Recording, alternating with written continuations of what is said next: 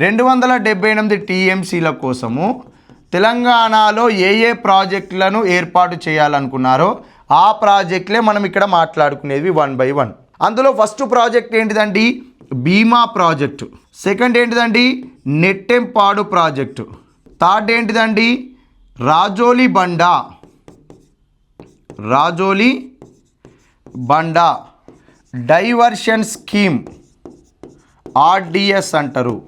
Next Koil Sagar, ఏంటిదండి? Koil Sagar project. Next fifth Jurala, ఏంటిదండి? Jurala project. Next వీటితో పాటు మనకి జూరాల ప్రాజెక్ట్ వచ్చేసింది. పాలమూరు రంగారెడ్డి ఎత్తిపోతల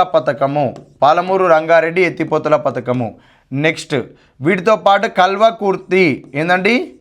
కల్వకుర్తి లిఫ్ట్ ఇరిగేషన్ స్కీము. అదేవిధంగా శ్రీశైలం ప్రాజెక్టు. ఈ శ్రీశైలం ప్రాజెక్టులో భాగంగా మనకి left bank canal, right bank canal ఇవి చూసుకోవాలి. ఆ తర్వాత నాగార్జున సాగర్ ప్రాజెక్టు, ఏంటిదండి? నాగార్జున సాగర్ ప్రాజెక్టు ఉంటుంది. నాగార్జున సాగర్ ప్రాజెక్టు తర్వాత మనకి పులిచింతల ప్రాజెక్ట్ వస్తుంది. ఏంటండి? పులిచింతల ప్రాజెక్ట్ వస్తుంది. ఈ పులిచింతల ప్రాజెక్టు చూసి పులిచింతల ప్రాజెక్ట్ నుంచి ప్రకాశం బ్యారేజ్ తర్వాత పోలవరం ప్రస్తావన వస్తుంది. ఓకేనా? రైట్.